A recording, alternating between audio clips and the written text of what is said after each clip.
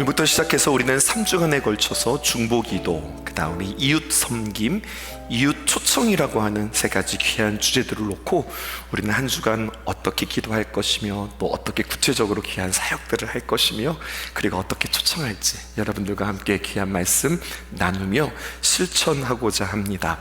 광고 말씀 몇 가지 드릴게요. 두 가지 드릴 텐데요. 첫 번째는 여러분 마가복음 필사 오늘 다들 가지고 오셨죠? 이미 사무실에는요 이만큼 쌓여 있더라고요. 괜찮아요. 토요일까지 웃는 사람들을 통해서 토요일까지 우리가 받겠습니다. 여러분들 가지고 오시면 여러분들 필사 완성 잘하셨습니다. 스티커 붙여드릴게요. 혹은 목사님 설마 스티커가 선물이에요? 그런데 아니에요. 스티커가 선물이 아니라 이것은 잘하셨다고 하는 여러분들에게 표를 찍어 드리는 거고요. 아주 작은 선물 준비했습니다. 우리가 기념으로 하나씩 가져가도록 하겠습니다. 뿐만 아니라 여러분 필사 노트 뿐만 아니라 열심히 여러분들 스티커 붙이셨을 텐데요. 오늘까지 잘 완성해 주셔서 우리가 40일을 완주하신 여러분들 명단을 잘 파악할 수 있도록 여러분들 도와주시기를 부탁드리겠습니다. 벌써 한 주간의 반이 지났어요. 어떻게 이번 한 주가 지났는지 모르겠어요. 저도 계속 연애를 왔다 갔다 하면서 분주한 시간들이었는데요. 우리 좌우 살피시면서 함께 인사하십시다. 주님 안에서 반갑습니다. 우리 함께 인사하시죠. 주님 안에서 반갑습니다. 잘 오셨습니다. 우리들끼리만의 이야기인데요. 여러분 주일날 요즘 인원수가 많이 늘었어요. 아마 수요일날 나오는 인원수의 대략 한 3배 정도 되어지는 것 같아요. 혹시 여러분들 느끼셨는지 모르겠어요.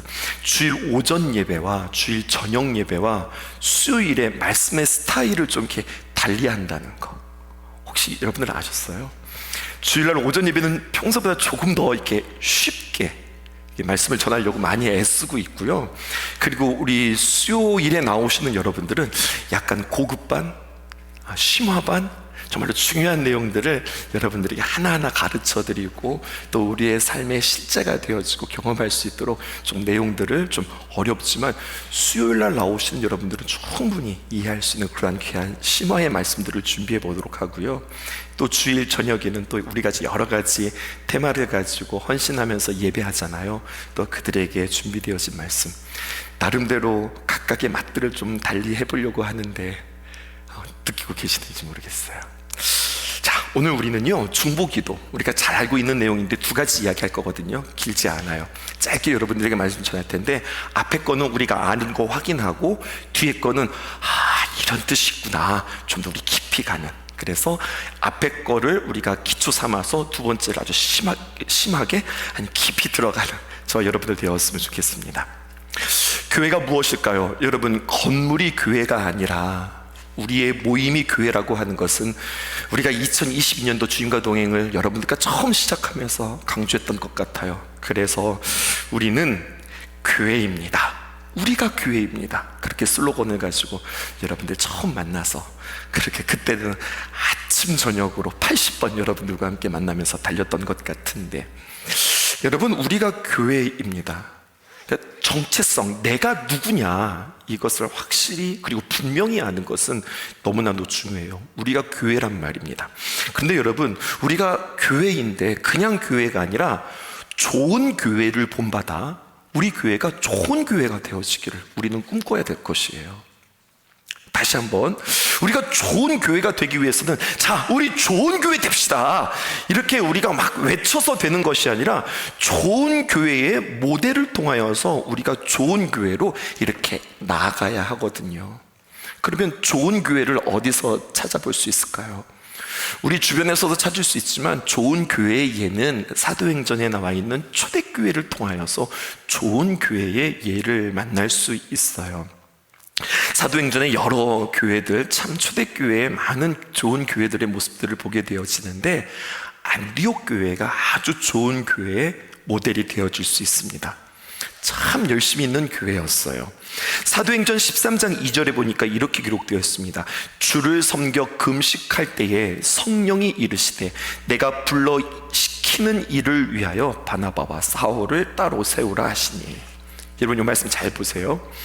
안디옥 교회는요 열정이 대단했는데 어떤 열정이냐, 안디옥 교회는 맨 위에 보니까 주를 섬겨 금식했다 이렇게 표현되어 있죠. 이게 무슨 말이냐면 이 주를 섬긴다고 하는 것이 이게 주님을 잘 섬겼다는 이야기가 아니라 이들이 예배를 드렸다는 거예요. 근데 예배를 드리는데 어떻게 드리느냐? 예배를 드리는데 금식하면서 예배를 드렸다는 겁니다. 여러분 3절을 보니까 그래서 그렇게 금식하며 예배를 드려서 이들이 연결되어지는 것이 있는데 바나바와 사울을 선교지 이렇게 파송하는 이야기가 성경에 기록되어져 있어요. 자, 13장 3절 보십시다. 이에 금식하며 기도하고 두 사람에게 안수하여 보내니라, 이렇게 기록되어져 있죠. 지금 계속해서 금식들이 강조되어지고 있는데요, 이들은 주를 섬겼다, 예배하기 위하여서 예배에 집중하기 위해서 심지어는 식사하는 것도, 식사 나눔도 방해가 될 수 있다고 여기고 음식을 끊고 금식하면서 그들이 하나님 앞에 예배했어요.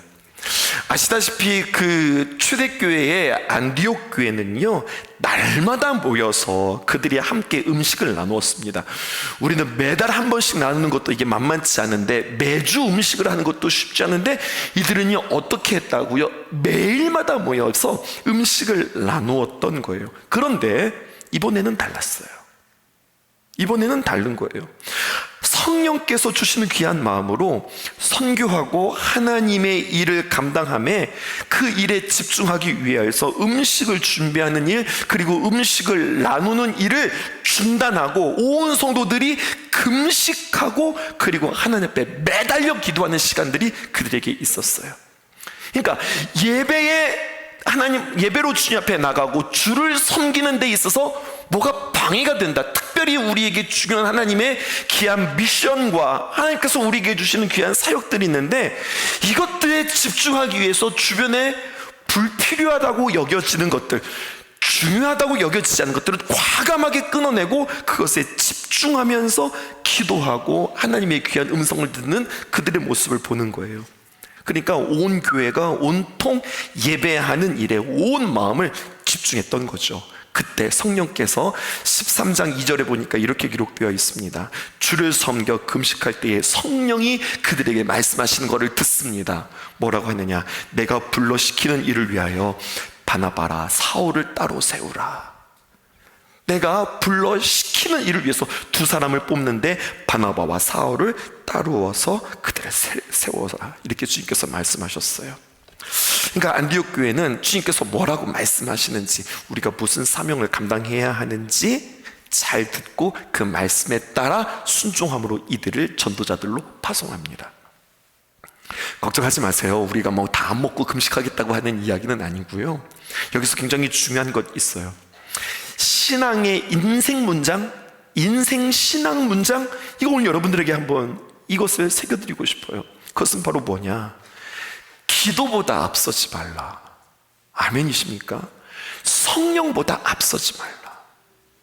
우리가 이웃초청 귀한 바자회를 준비하면서 정말 중요한 건 열심히 모아서 무엇을 준비할까, 어떻게 할까, 어떻게 하면 재미있게 할까, 어떻게 하면 맛있게 할까, 어떻게 하면 풍성히 할까 고민하기 이전에 오늘 주님께서는 무엇이라고 이야기하면 먼저 기도보다 앞서지 말라, 성령보다 앞서지 말라, 우리에게 이것을 말씀해 주세요. 너무 중요한 거예요. 좋은 교회는요 이렇게 하는 거예요. 그 교회는 기도보다 앞서지 않더라, 성령보다 앞서지 않더라. 그러면서 여러분 놓치기 쉬운 기도의 기본기, 오늘 여러분들과 함께 할 텐데요, 어떻게 음식을 잘 준비하고 어떻게 우리 여성교회가 수익금을 많이 내느냐가 이게 본질이 아니라, 여러분 중요한 것은 어떻게 한 영혼을 내가 잘 초청해서 그들을 섬기고 그들을 귀한 생명으로 나누고 그리고 그들을 우리 교회로 초청할 것인가, 이것에 우리가 더 집중하기 위해서 우리가 중보 기도를 오늘부터 시작할 텐데요, 기도의 기본기 두 가지를 이야기할 건데, 하나는 우리가 아는 거, 두 번째는 그렇구나, 우리가 더 깊이 기도해야 될 내용, 두 가지만 배우고 나갈 거예요. 첫 번째 우리가 아는 겁니다. 기도는 뭡니까? 나의 일을 생각하는 것이 아니라 하나님의 일을 생각하는 것, 이게 기도라는 거예요. 아멘이십니까? 기도는 나의 일, 내가 원하는 것, 그래서 내가 바라는 것을 생각하는 것이 아니라 하나님이 무엇을 원할까? 하나님이 일하는 것이 무엇일까? 이것을 생각하는 거죠. 우리 춘천 농지방에 교도소 사역하는 목사님 계시잖아요. 박태균 목사님. 그 목사님과 이런저런 이야기 하는데 참 재미있는 이야기 해주시더라고요. 수감자들이 간절히 기도하는 두 가지 기도 제목이 있다는 거예요. 첫 번째는 바로 뭐냐면 수감 전에 제발 나 좀 잡히지 않게 해주세요. 이거 기도하고요. 잡혔어요. 그럼 두 번째 뭐라고 기도하면 제발 나 좀 빨리 나가게 해주세요. 2년짜리가 1년으로 줄게 하시고 1년짜리가 6개월로 줄게 하시고, 그래서 제발 빨리 나가게 해달라고 엄청 열심히 기도한대요. 그런데 여러분, 이런 기도는 응답되어야 할까요? 말아야 할까요? 저는 이것은 응답돼서는 안 된다고 생각하는 거예요. 죄인이 하루 빨리라도 잡혀야 되는 것이 하나님의 뜻이고요, 죄인이 수감 생활을 통하여서 그들이 교화되어지고 변화되어지는 것이 그게 중요한 거지, 하루라도 빨리 나가는 거, 이게 중요한 게 아니란 말이에요. 마찬가지예요. 예수님께서 마가복음 8장을 통하여서 앞으로 예수님께서 십자가에 어떻게 못 박히실지에 대해서 이야기하자 베드로가 어떻게 이야기합니까? 마가복음 8장 32절에 보니까 이렇게 드러내놓고 이 말씀을 하시니, 어떤 말씀을 드러내셨어요? 십자가에 대한 이야기를 드러내셨어요. 감추지 않고 비로소 십자가에 대한 그 이야기를 하셨어요. 그때 베드로가 예수님을 붙잡고 항변합니다. 꾸짖습니다. 전에 말씀드렸죠? 마가복음 함께 걸어가면서 꾸짖다, 항변하다, 에피티마오. 여러분, 이것은 무엇이냐면 예수님께서 광풍을 향하여서 꾸짖을 때에, 예수님께서 귀신 들린 자를 통해서 그 귀신을 꾸짖을 때 했던 말이 에피티마오예요. 항변하다. 그런데 지금 누가 이렇게 이야기하고 있어요? 베드로가 예수님을 붙잡고 항변하고 있는 거예요. 이때 예수님께서 뭐라고 말씀하십니까? 마가복음 8장 33절 상반절에 보니까 예수께서 돌이키사 제자들을 보시며 베드로를 똑같이 꾸짖었습니다. 뭐라고 하시냐면 사탄아 내 뒤로 물러가라. 여러분, 어떻게 보면 간절한 베드로의 기도였을런지도 모르겠어요. 간절히 기도하고 애타게 기도했는데 주님께서는 그 기도에 꾸짖으셨다고요. 왜요? 내 생각으로 기도하니까, 내 생각으로 주님께 요청했으니까. 구 마가복음 9장에서는요 베드로와 야고보와 요한이 변화산에 함께 올라갑니다. 그 황홀한 중에 또 베드로 또 나서기 시작하죠. 그러면서 뭐라고 이야기하냐, 마가복음 9장 5절에 보니까 베드로가 예수께 고하되, 예수께 고했다, 예수님께 말씀드렸다, 예수님께 간절히 부탁했다. 뭐라고 부탁합니까? 라삐여, 우리가 여기 있는 것이 좋사오니 우리가 초막 셋을 지되 하나는 주를 위하여, 하나는 모세를 위하여, 하나는 엘리야를 위하여 하사이다. 주님 앞에 부탁했어요. 자신의 마음으로 정말로 간절히 주님께 고했어요. 근데 주님께서는요 그 말에 들어주지 않으세요. 하나만 더 볼까요? 마가복음 27장 37절, 계속해서 마가복음 우리가 걸어왔던 것들을 복기하고 있는데요, 이번에는 야고보와 요한이 예수님께 나와서 또 요청합니다. 뭐라고 이야기하느냐, 주의 영광 중에서 우리를 하나는 주의 우편에, 하나는 좌편에 앉게 하여 주세요. 주님께 간절히 부탁한다고요. 근데 주님은요 들어주지 않으세요. 이유는요, 하나님을 생각하는 것이 아니라 자신들이 생각하고 자신들이 좋은 것, 자신들이 원하는 것들을 주님께 고하기에 안 들어주시는 거예요. 거절의 이유가 뭐라고요? 하나님께서 기도에 응답해 주시지 않는 이유, 하나님의 일을 생각하지 않고 사람의 일을 생각하기 때문에 그렇습니다. 그러니까 기도하면서 정말로 중요한 것은 무엇이냐면 하나님이 무엇을 기뻐하실까, 하나님의 일이 무엇일까, 이것을 고민하고 이것을 생각하는 거예요. 여러분들에게 선명하게 가르쳐드렸어요. 하나님께서 기뻐하시는 것 4가지. 무엇입니까?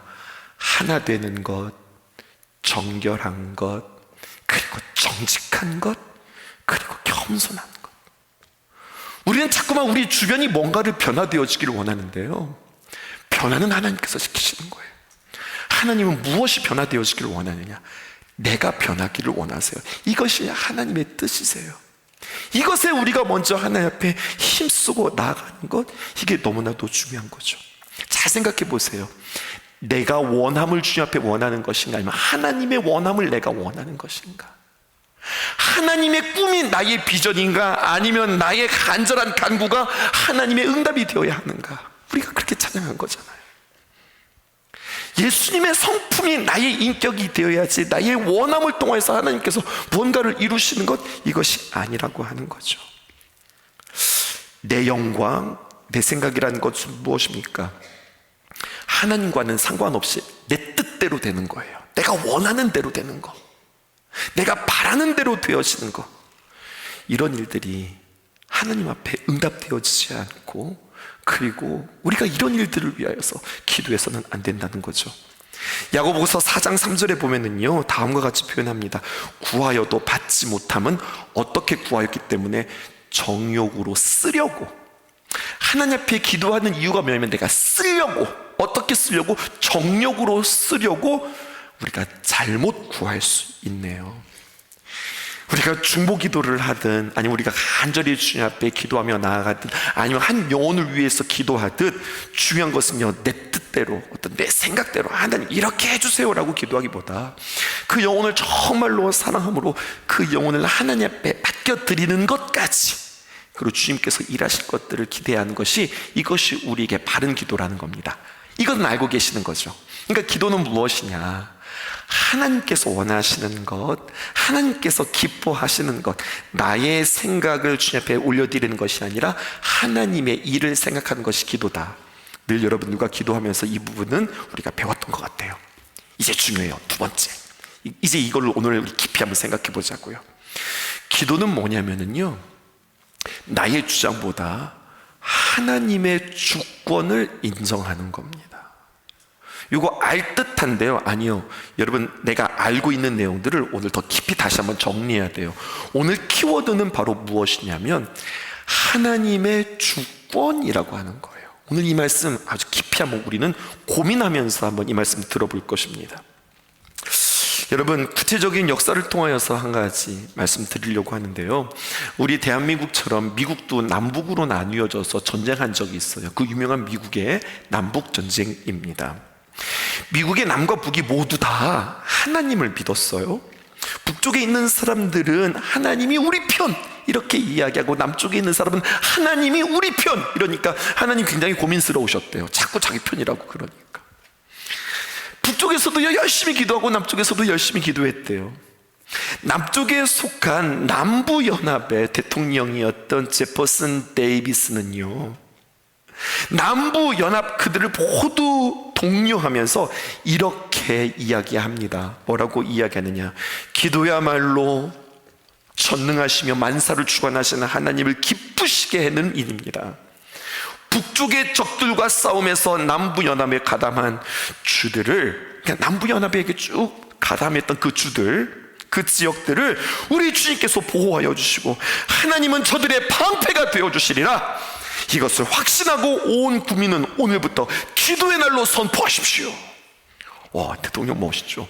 기도의 날로 선포하라는 거예요. 그래서 하나님께서 우리를 지키시도록, 우리의 연합 가운데 우리 하나님께서 방패가 되고 보호하시도록. 여러분, 지금 이 남쪽의 제퍼슨 데이비스 대통령의 한 말 가운데는요, 틀린 말은 없어요.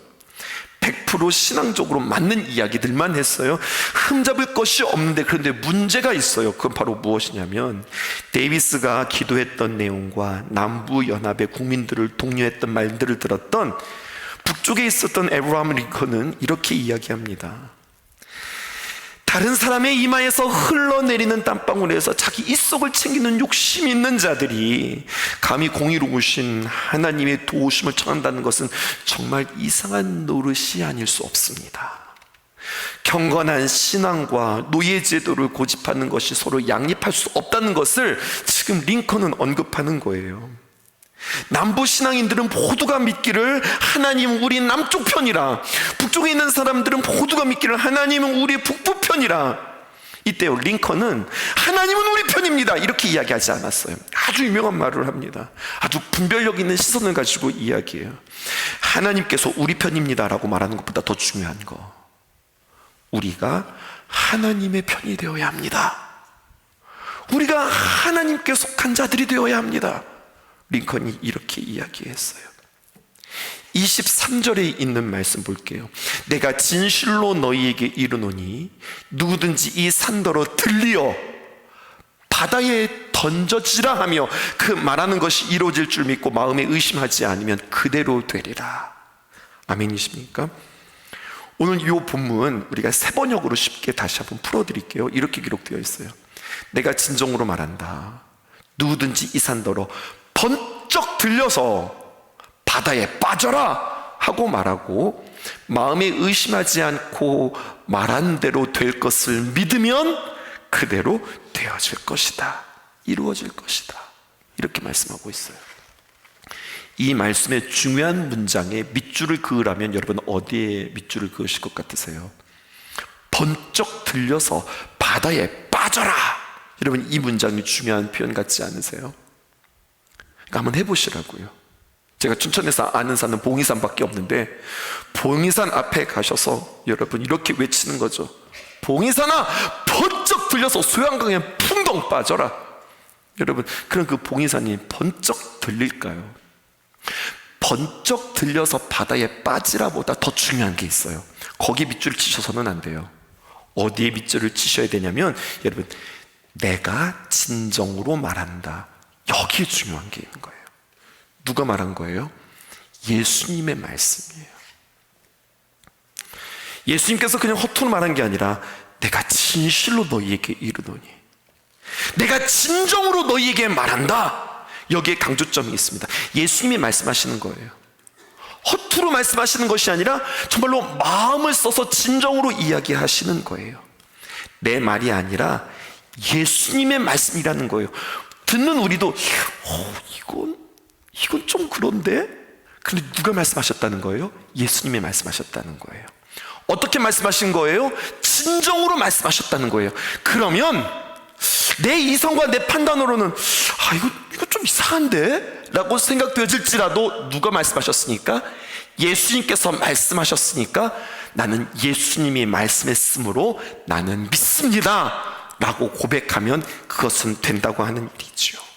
여러분 이게 바로 뭐냐? 예수님의 자유예요. 예수님의 주권이에요.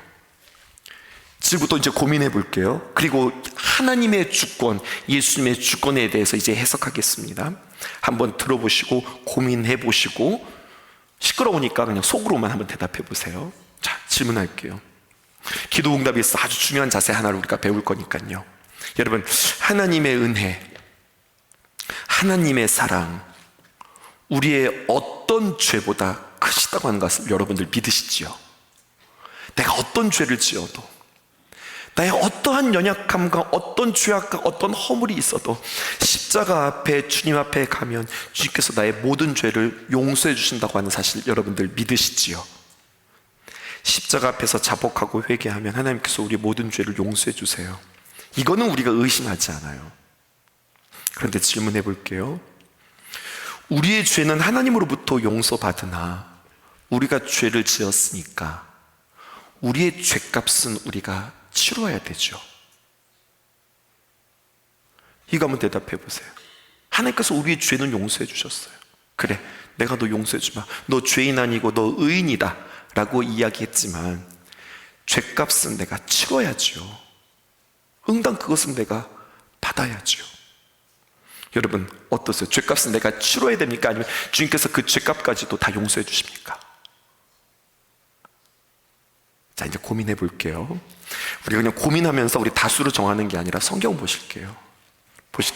사무엘하 12장 13절에서 15절에 있는 말씀은 그 유명한 다윗이 밧세바를 범한 뒤에 나단 선지자를 통하여서 책망을 당하는 겁니다. 그때 다윗이 나단에게 이릅니다. 사실은 나단에게 말하는 거지만 하나님께 말하는 거예요. 뭐라고 이야기하냐? 내가 여호와께 죄를 범하였노라.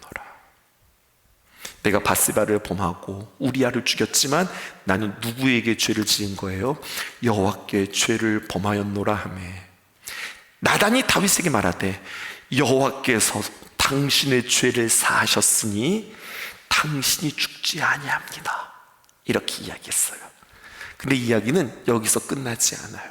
고민은 다음부터입니다. 14절 보세요. 이 일로 말미암아 여호와의 원수가 크게 비방할 거리를 얻게 하였으니 당신이 낳은 아이가 반드시 죽을 것입니다. 하나님께서 죄는 용서해 주셨는데 다윗과 바세바 사이에 동침을 해서 임신을 했잖아요. 아이가 있는데 그 아이는 죽을 겁니다. 죄값으로 지은 잉태된 생명이니까 그것은 죽게 되어집니다. 무섭죠? 이야기는 이렇게 끝나지 않습니다.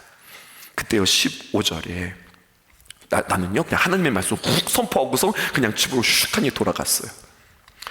우리아의 아내가, 바스바를 말하는 거죠, 다윗에게 낳은 아이를 여호와께서 치심에 아이를 낳았는데 아이가 태어나자마자 아프기 시작한 거예요. 그러자 16절입니다. 다윗이 어떻게 하나 봅니다. 그래 맞아, 하나님께서 치신다고 그랬어, 죄값이라고 그랬어, 어쩔 수 없어. 그것이 아니라 이 다윗이 하나님 앞에 기도합니다. 그 아이를 위하여 하나님 앞에 간구하되 어떻게 기도해요? 다윗이 금식하고 안에 들어가서 밤새도록 땅에 엎드려서 하나님, 내가 잘못했습니다, 내가 범죄하였습니다, 하나님 이 생명 거두어가지 말아주세요, 살려주세요. 간절히 기도해요. 그냥 보통 기도하는 게 아니라 금식하면서 기도해요. 땅에 엎드려서 모든 일들을 다 제하고 하나님 앞에 이 아이 좀 살려주세요. 아버지가 자식을 위해서 기도하니 얼마나 간절히 기도하겠어요. 그때 17절, 그 집에 늙은 자들이, 여기서 말하는 늙은 자들이란 그 왕궁에 있는 장로들을 이야기하는 겁니다. 자문하고 왕을 돕는 자들이 그의 곁에 서서 다윗을 땅에서 일으키려 얼마나 뒹굴면서 얼마나 엎드려서 그가 기도할 때 왕이시여 왕이시여 정말 안타까운 마음으로 그를 일으키려 하되 왕이 듣지 않고 그들과 더불어 먹지도 않아. 식음을 전폐했다는 이야기 아시죠? 식음을 전폐하고 하나님 앞에서 오직 이 자식을 좀 살려달라고 간절히 간구하며 기도합니다. 그런데 이야기는 이렇게 끝나요. 18절 보십시다. 이래 만에, 그런 선포가 있은 지 이래 7일 일주일 만에 아이가 죽었어요. 그러나 다윗의 신하들이 아이가 죽은 것을 왕에게 아뢰기를, 아이는 죽었고 왕은 지금 몰라요. 아이가 어떻게 되는 상태인지 모르고 왕궁에서 그 기도의 자리에서 막 기도하는데 이쪽에서는 벌써 사단이 다 난 거야. 야, 왕이 저렇게 기도하는데 어떡하냐, 애가 죽었다. 이걸 어떻게 가서 이야기하냐. 이는 그들이 말하기를, 아이가 살아있을 때 말이에요, 아이가 살아있을 때 우리가 그에게 말하여도 왕이 말을 듣지 아니하였는데 어떻게 아이가 죽은 것을 그에게 이야기할 수 있느냐. 아니 지금 아이가 살아있어 아플 때도 이 왕이 이렇게 몸부림치면서 이러고 있는데 아이가 죽었다고 하는 소식을 들으면 우리 왕 죽게 생겼다, 왕이 상심하리로다, 이렇게 이야기합니다. 그때 19절에 다윗이 막 기도하는데요, 19절이 없나요? 네, 다윗이 막 기도하는데 막 뒤에서 막 수근수근 거리는 거니까 다윗도 뭐가 느껴지는 거죠. 그래서 아이가 죽었구나, 이것을 그가 깨닫게 되었어요. 그러자 신하들에게 묻습니다. 아이가 죽었냐? 우리 아이가 죽었냐? 묻는 거예요. 그랬더니 왕이시여 아이가 죽었습니다, 그렇게 이야기하는 거예요. 대답하되 죽었나이다, 확실하게 이야기를 듣죠. 그러니까 20절에 뭐라고 이야기합니까? 다윗이요 땅에서 일어나서, 그러니까 그 전까지는 땅에 엎드려서 막 뒹굴면서 기도했던 그 다윗이 딱 끝나니까 일어나서 몸을 씻고 기름을 바르고 의복을 갈아입고 여호와의 전에 들어가서 뭐합니까? 경배합니다, 찬송합니다, 영광을 돌려드립니다. 그리고 왕궁으로 돌아와 명령하는데 뭐라고 명령하냐? 음식들을 차리라, 잔치상을 차리라, 이렇게 하고서 이 다윗이 자신의 신하들과 함께 먹는 모습을 보게 되어져요. 여기에 아주 중요한 하나님의 주권이라고 하는 것을 우리는 마음속에 새기셔야 해요. 우리의 기도의 대상이 하나님을 믿으세요? 나의 기도를 들으시는 그 하나님이 광대하신 하나님임을 믿으세요? 그럼 여러분, 제가 질문할 테니까 한번 대답해 보세요. 그렇게 광대하시고 크신 하나님의 뜻을 낱낱이 이해할 수 있고, 여러분들, 우리가 그 하나님의 뜻을 다 알아들을 수 있을까요? 하나님의 뜻과 우리의 생각, 여러분들, 우리가 그 하나님의 생각을 다 알 수 있을까요? 이제 성경의 이야기가 아니라 우리가 더 알아듣기 쉽게 제가 이번 주에 제가 상담했던 이야기 여러분들에게 들려드릴게요. 우리 교회 이야기가 아니니까 여러분들 그냥 편하게 들으세요. 한 신학생이 저한테 와서 상담했어요. 목사님, 제가 사실 고민이 한 가지가 있어요. 그런 거예요. 우리 교회 신학생 아니에요. 모건대학교에 있는 신학생 한 분이 저한테 전화를 한 거죠. 무슨 고민이에요? 그랬더니, 목사님, 제가 하나님 앞에 너무 큰 죄를 지었어요. 너무 부끄럽고 너무 차마 입에 담을 수 없을 만큼, 이 사실을 많은 사람들이 알면 사람들에게 비난받고 내 자신이 무너질 수밖에 없는 그런 너무나도 큰 죄를 지었어요. 근데 목사님, 전 알아요. 하나님 앞에 기도하면 하나님께서 나의 모든 죄를 다 용서해 주시고, 나의 죄보다, 어떤 나의 죄보다 크신 하나님의 그 귀한 사랑이 있다는 걸 저는 믿어요. 그래서 하나님께서 저의 죄를 용서해 주실 것은 믿어요. 그런데 내가 너무나도 큰 죄를 지어서 내가 앞으로 하나님 앞에 귀하게 쓰임받을 수 있을까요? 내가 주님 앞에 순전한 종이지 못한데, 내가 주 앞에 거룩한 종으로 서지 못했는데 내가 하나님 앞에 귀하게 쓰임받을 수 있을까요? 이렇게 묻는 거예요. 여러분들, 이 상황을 이렇게 감정을 이입해서 여러분들이 이 상담을 들었다면 뭐라고 대답하시겠어요? 괜찮아요. 당신이 어떤 죄를 지었다 하더라도 하나님께서 다 용서해 주시고 하나님께서 당신을 아주 귀하게 쓰실 거예요. 멋진 대답이죠. 근데 정말 그럴까요? 하나님께서 쓰시기는 하지만 자신의 허물과 자신의 죄가 있기에 하나님께서 쓰신 데에 어떠한 제한이 있고 한계가 있을까요? 하나님, 내가 죄를 지었습니다. 다윗 이야기로 돌아가서 하나님 살려주세요 라고 할 때, 아니, 네가 죄를 지었으니까 죄는 용서해 주는데 죄값은 치러야지. 그래서 그 죄값을 치른 결과예요. 그럼 거꾸로, 여러분, 다윗보다 더 못된 짓을 한 사람이 있답니다. 신약으로 넘어와서 누군 줄 아세요? 사도 바울이요. 사도 바울이, 여러분, 스데반을 죽인 장본인입니다. 사도 바울이 말입니다, 예수 믿는 사람들을 얼마나 많이 핍박하고 얼마나 많이 괴롭혔으며 얼마나 많이 죽였어요. 숫자로 따지면 다윗보다 더 많이 죽였을걸요. 근데 다윗의 사역과 다윗의 역할과 그리고 그가 기독교에 공헌했던 부분들을 생각해 보세요. 뭘까요? 뭐가 맞는 이야기일까요? 고민이 돼요. 그런데 중요한 사실은, 이제 여기에 여러분들에게 해답을 한 가지 드릴게요. 여기에 대한 대답은 우리가 함부로 말할 수 없다. 아멘이십니까? 하나님의 주권이에요. 아이고, 하나님으로부터 귀하게 종으로 부름받았는데 죄를 그렇게 많이 지었네. 그런 당신은 하나님의 귀한 일들은 감당할 수 있어도 큰 사역은 못해. 당신은 귀한 사역은 못해. 그럼 여러분, 큰 사역이 뭐고 귀한 사역이 뭐예요? 큰 교회를 섬기고 많은 사람들 앞에서 설교하는 게, 이게 큰 사역이고 귀한 사역이에요? 그런 거라고 생각하세요? 영향력 있게 정말로 많은 일들을 하는 것, 이것이 큰 사역이고 귀한 사역이에요?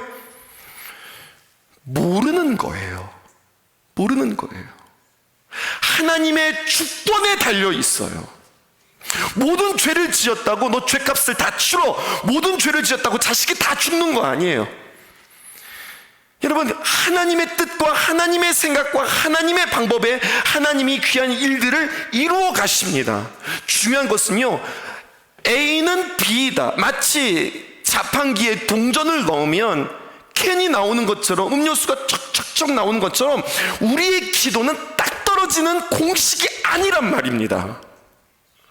하나님은 우리 사이에 어떤 공식적으로 우리와의 교제를 나누는 것이 아니라, 하나님은 우리와 인격적인 만남, 정말로 나에게 필요한 것에, 정말로 나에게 필요한 시간에, 정말로 나에게 꼭 필요한 것들을 주심으로 말미암아 하나님은 사람이 필요한 것이 아니라 그 일들을 통하여서 하나님이 하나님 되심을 영광받기 원하시고, 역시 하나님이십니다, 하나님이 옳습니다 라고 하는 고백을 받기 원하시는 하나님이세요. 그러니까 우리가 함부로 속단할 수 없고, 함부로 판단할 수 없고, 그러면 이렇게 되네 라고 우리가 답을 낼 수 없다고요. 이게 기도입니다. 그러니까 하나님의 주권, 하나님의 자유로우심, 하나님의 계획과 하나님의 뜻에 따라 우리 각 사람에게 맞는 하나님의 답을 주시고, 우리 각 사람에게 주시는 하나님의 응답을 주시는 그 하나님. 그러니까 하나님 너무 어려워요. 하나님, 내가 감을 잡을 수 없네. 아니, 이럴 땐 이렇게 되는 거고 저럴 땐 저럴 때 내가 감을 잡을 수 없어요. 이렇게 불평하는 것이 아니라, 나에게 가장 좋은 것을 주시는 그 하나님을 신뢰함으로 우리가 주 앞에 기도하면서 나아가는 것, 이것이 우리에게 너무나도 좋은 기도의 태도라고 하는 거죠. 여러분, 이게 지금 무슨 말인지 알아듣고 계시는 거죠? 하나님의 주권. 그래서 믿음의 장성한 분량에 이른 자들은 이렇게 고백합니다. 주신 이도 하나님이시요, 거두어 가시는 이도 하나님이시라.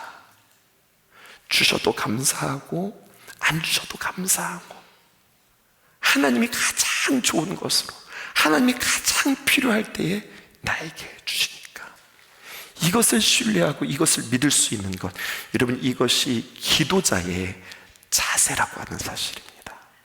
오늘 두 가지 여러분들과 함께 생각하고 싶었어요. 우리가 알고 있는 거, 기도는 나의 일을 생각하는 것이 아니라 하나님의 일을 생각하는 겁니다. 하나님 뭐 기뻐하실까? 하나님 뭐가 좋으세요?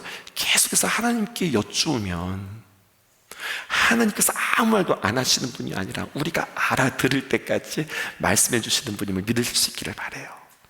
두 번째, 하나님의 기도, 나의 주장보다 하나님의 주권을 인정하는 것. 하나님, 나는 그 하나님이 좋으신 하나님임을 믿습니다. 주셔야 좋으신 하나님이고 안 주시면 좋으신 하나님이 아니고, 이게 아니라 뭐든지 다 좋습니다. 하나님, 뭐든지 다 좋습니다.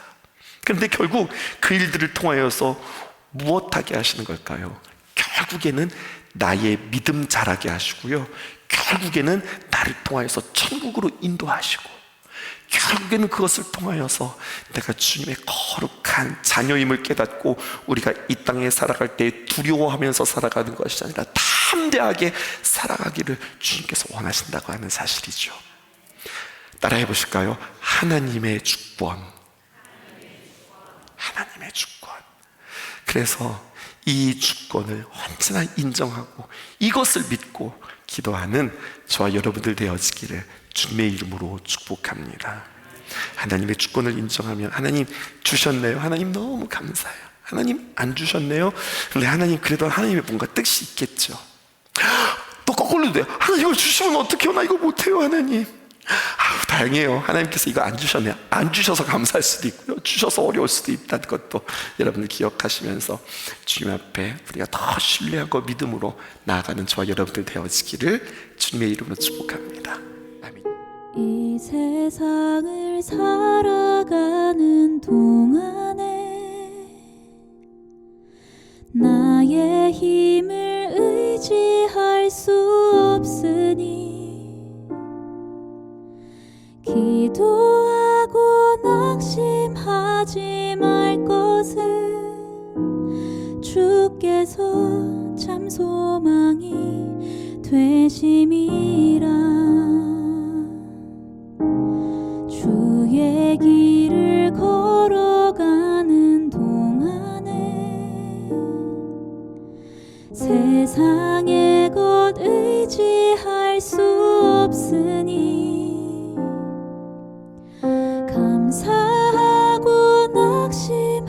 의지하지 말 것은 주께서 참 기쁨이 되심이라.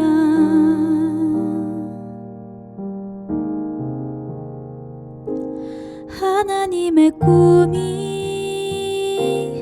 나의 비전이 되고 예수님의 성품이 나의 인격이 되고 성령님의 권능이 나의 능력이 되길 원하고 바라고 기도합니다.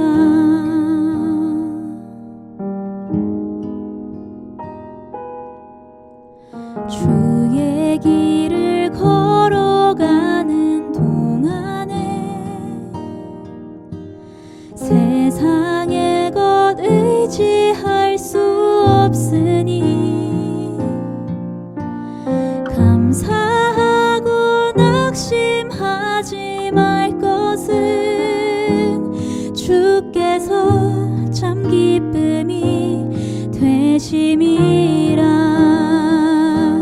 하나님의 꿈이 나의 비전이 되고 예수님의 성품이 나의 인격이 되고 성령님의 권능이 나의 능력이 되길 원하고 바라고 기도합니다.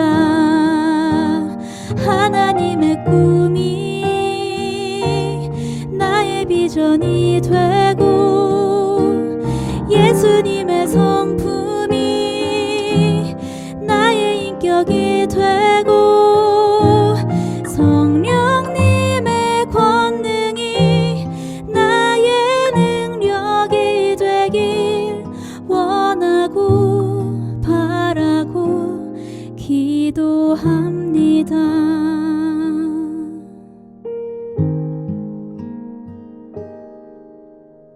이 세상을 살아가는 동안에 나의 힘을 의지할 수 없으니 기도하고 낙심하지 말 것은 주께서 참 소망이 되심이라.